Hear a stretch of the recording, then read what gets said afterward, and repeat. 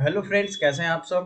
दोस्तों, ये इतिहास का प्रैक्टिस सेट 19 है और ये इससे पहले 18 सेट आ चुके हैं। तो अगर आपको सारे प्रैक्टिस सेट लगाने हैं तो डिस्क्रिप्शन में लिंक है हिस्ट्री के प्लेलिस्ट का, आप वहां से लगा सकते हो। अदरवाइज पीडीएफ जब आपको मिल जाएगा तो यहाँ से भी क्लिक करके आप सारे लगा सकते हो।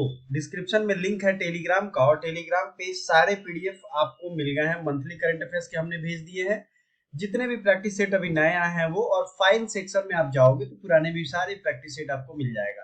काइंडली उसे लेकर के कहीं आप सेंड कर लेना किसी दूसरे टेलीग्राम अकाउंट पे, जो आपके पास वो रिकॉर्ड रहेगा। चलिए, पहला क्वेश्चन आज का देखते हैं। रूल सेम है, 3 से 5 सेकंड आपको टाइम दिया जाएगा। उस टाइम में आपको आंसर करना है और उसका जवाब देना है, ठीक है।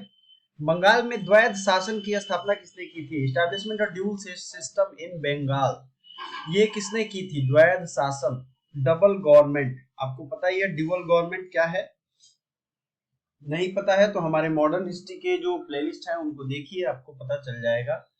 किसने की थी? क्लाइव, लॉरेंस, डलहौजी और ऑकलैंड। कौन सा ऐसा गवर्नर जनरल था? बहुत लोगों के सही आंसर हो रहे हैं, वेरी गुड।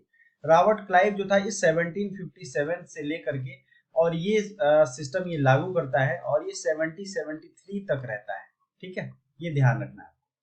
फिर यहाँ 1773 में चेंज हो जाता है। अगला है हमारा क्वेश्चन, नील दर्पण के लेखक कौन है? नील दर्पण के लेखक कौन है? ऑथर ऑफ नील दर्पण, शरद चंद्र चटर्जी, बंकिम चंद्र चट्टोपाध्याय, सुभाष चंद्र बोस, अरविंद घोष।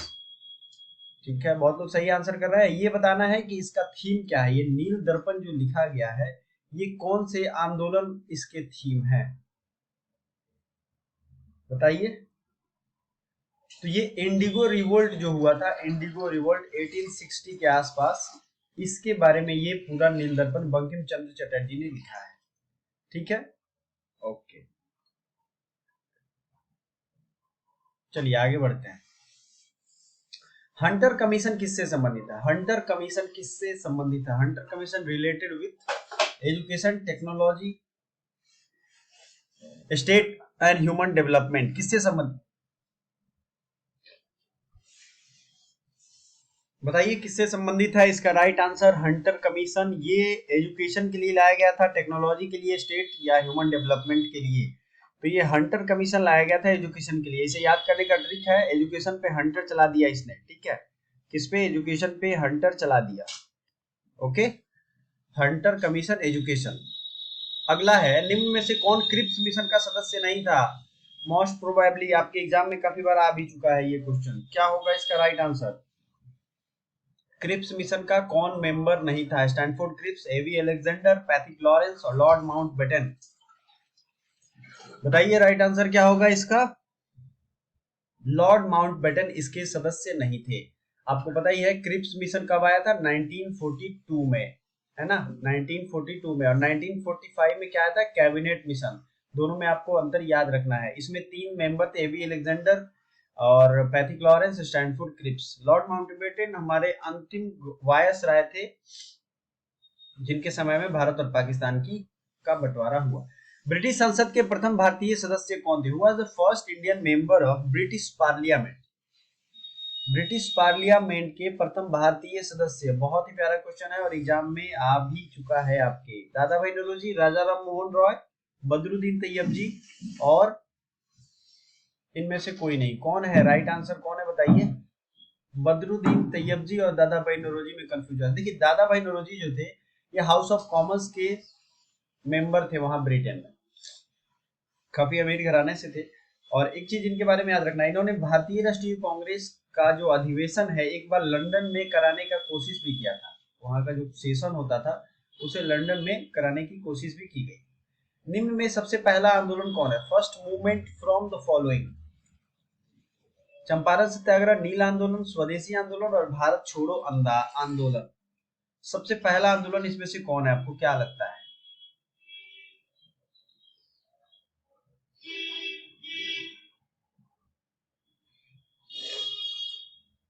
इसमें से सबसे पहला है नील आंदोलन।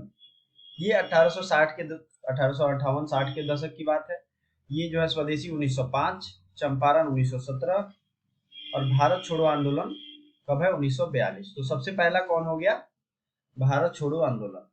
अगला है, महाराष्ट्र में होम रूल की स्थापना किसने की थी? महाराष्ट्र की बात करिए, ऑप्शन देख लीजिए, 4 ऑप्शन है आपके सामने, कौन है राइट आंसर?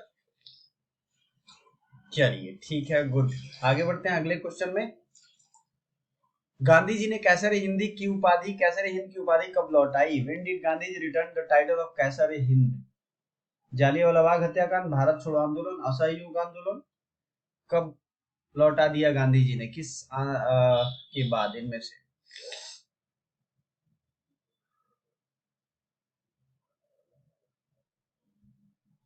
तो ये था जालियांवाला बाग हत्याकांड, जिसमें 13 अप्रैल 1919 को ये हुआ था, और इसी के बाद ये लौटाया गया था। और रविन्द्रनाथ टैगोर ने भी एक उपाधि लौटाई थी, क्या नाम था उस उपाधि का?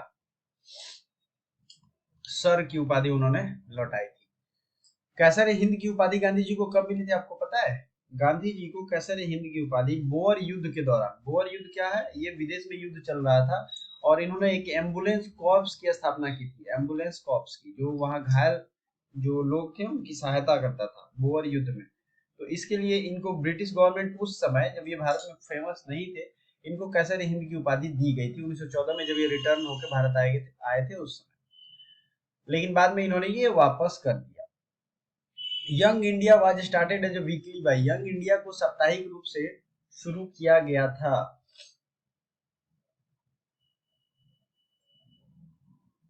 किसने शुरू किया था यंग इंडिया को? Home rule party, extremist party, Ghadar party और स्वराज पार्टी? बताइए। यंग इंडिया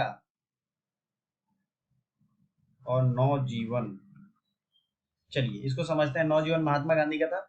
यंग इंडिया जो है ये होम रूल पार्टी के द्वारा शुरू किया गया था, ये न्यूज़पेपर है, और ऐसा माना जाता है कि इसके पीछे जो है एडिटर वो एनी बेसेंट थी। Which journal was not associated with revolutionary activities, कौन सी पत्रिका क्रांतिकारी गतिविधियों से जुड़ी नहीं है? Sandhya, Yugantar, Ghadar and Young India, कौन सी नहीं है इनमें से बताइए? संध्या, युगांतर, गदर या यंग इंडिया, कौन सी पत्रिका क्रांतिकारी गतिविधियों से नहीं जुड़ी है? और ये है यंग इंडिया, मैंने पहले ही बताया था। युगांतर, गदर और संध्या, ये तीनों क्रांतिकारी पत्रकारिता से संबंधित है, मतलब इसमें रिवोल्यूशनरी एक्टिविटी के बारे में ज्यादा बताया गया है। First newspaper published by Indians in English language, भारतीयों द्वारा अंग्रेजी भाषा में प्रकाशित होने वाला पहला समाचार पत्र कौन था?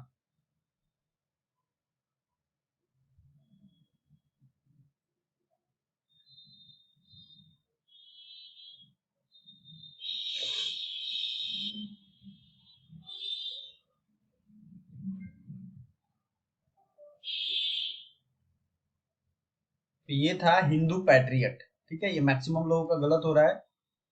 अगला है the first editor of journal Indian opinion, Indian opinion के पहले जो एडिटर थे वो कौन थे? ये हमने अच्छे से महात्मा गांधी चैप्टर में पढ़ा भी है, कौन से थे बताइए?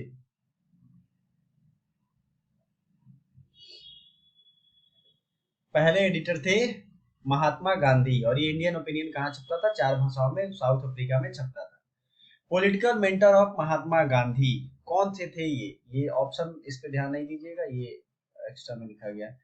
गोपाल कृष्ण गोखले, आल्बर्ट वेस्ट, महादेव देसाई एवं मनसुख लाल नागर, कौन थे महात्मा गांधी के राजनीतिक गुरु, जिन्होंने राजनीति पे इनकी इतनी अच्छी कॉन्सेप्ट इनको दिया और बहुत हेल्प किया इन्होंने? तो ये थे महात्मा गांधी के राजनीतिक गुरु गोपाल कृष्ण गोखले, और इनके गुरु कौन थे? महादेव गोविंद रानडे, और उनके गुरु कौन थे? केशव चंद्र सेन, और उनके गुरु कौन थे? राजा राम मोहन राय। तो ये गुरु का सीरीज है, ये आपको याद है तो ठीक है, अदरवाइज कोई बात नहीं, मैं चूंकि डीप हिस्ट्री की बात कर रहा हूँ। अब बात करते हैं ये क्यों थे। इन्होंने कहा था, गांधी जी जब 1914 में भारत आए, पता है ना, 9 जनवरी 1915 को ये भारत पहुंचे, 1914 में ये चले थे। तो तब से हम लोग प्रवासी भारतीय दिवस मनाते हैं उसी तारीख को। और इन्होंने गांधी जी से आग्रह किया था कि आप आंख खोलकर और कान और मुंह दोनों बंद करके पूरे भारत का भ्रमण करें, भारत को घूमें स्थिर से। क्यों? क्योंकि भारत को ऑब्जर्व करने से क्या होगा, वास्तविकता क्या है इस भारत की, ये पता चल जाएगा। ठीक है, इन्होंने ही ये सजेस्ट किया था कि भारत की वास्तविकता आपको पता चल जाएगी, है ना? तो ये किसका देन है? महात्मा गांधी के राजनीतिक गुरु का। चलिए, first Indian history who called the 1857 as the Indian independence. History के राइटर कौन थे जिन्होंने इस 1857 के वार को फर्स्ट इंडियन इंडिपेंडेंस वार कहा था? वॉर ये किसने कहा था? मतलब 1857 की क्रांति को पहला भारतीय स्वतंत्रता संग्राम का क्रांति किसने कहा था? चार ऑप्शन है: V D Savarkar, R C Majumdar, S N Sen, Ashok Mehta. देखिए, ये फर्स्ट वार ऑफ इंडिपेंडेंस ये कहा था वी डी सावरकर ने, विनायक दामोदर सावरकर। ये याद रखिएगा, इन्होंने फर्स्ट इंडियन कहा था। अलग अलग लोगों के व्यू हैं इस पे।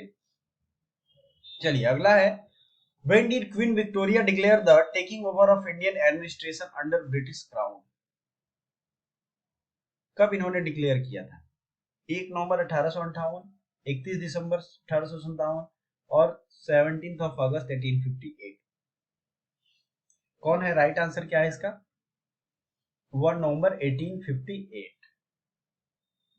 ठीक है। अगला है, असबाब ए बगावते हिंद, ये किसकी रचना है? किसने लिखा था इसे?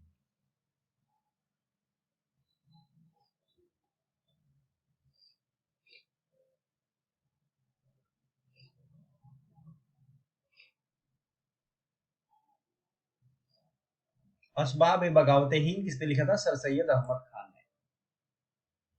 The official historian of Indian freedom struggle 1857 was. Official historian मतलब किन्होंने, आधिकारिक इतिहासकार कौन थे 1857 के, जिन्होंने सरकार ने अपॉइंट किया था इन्हें कि आप 1857 की क्रांति को, एक होता है ना क्रोनोलॉजिकली, यानी कि लिखते चलिए क्या क्या वाकई में हुआ था। ये थे एस एन सेन।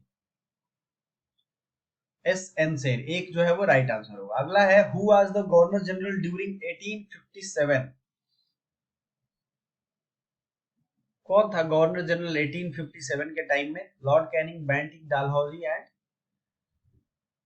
इसमें और इसमें आपको कंफ्यूजन हो रहा है, मैं समझ रहा हूँ। लॉर्ड कैनिंग थे। देखिए, 1857 के समय लॉर्ड कैनिंग थे क्योंकि इनका कार्यकाल 1856 में शुरू होता है। इसके पहले था लॉर्ड डलहौजी जो कि डॉक्ट्रिन ऑफ लैप्स, इसका सबसे फेमस है लैप्स, डॉक्ट्रिन ऑफ लैप्स। इसमें इसने क्या किया, जितने भी वारिस नहीं थे, आपने झांसी का नाम सुना होगा, बहुत सारे ऐसे रजवाड़े थे जिनकी वारिस नहीं थे, अलग अलग आरोप लगा करके, और इसको हड़प नीति कहते हैं। ये क्या करता था कि उनको आरोप लगा लेता था और उनका वो साम्राज्य हड़प लेता था। इसकी वजह से ये आंदोलन और ये 1857 की क्रांति हुई। तो ये गवर्नर जनरल उस समय नहीं था, इट मींस कि ये काम करके निकल लिया। झेलना किसको पड़ा? कैनिंग को। याद ऐसे रखना है।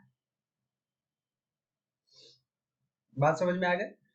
चलिए, अब 2 क्वेश्चन आपको कमेंट करना है जिसका आंसर मैंने प्रीवियस वीडियो में बताया है। प्रीवियस जो हमारा ये प्रैक्टिस सेट है 18 number, Asiatic society of Bengal established by Asiatic society किसके द्वारा स्थापित किया गया था? 4 ऑप्शन है और इसका कमेंट में आप जरूर करिए। बुद्ध से संबंधित वैशाख पूर्णिमा के दिन घटित घटना है।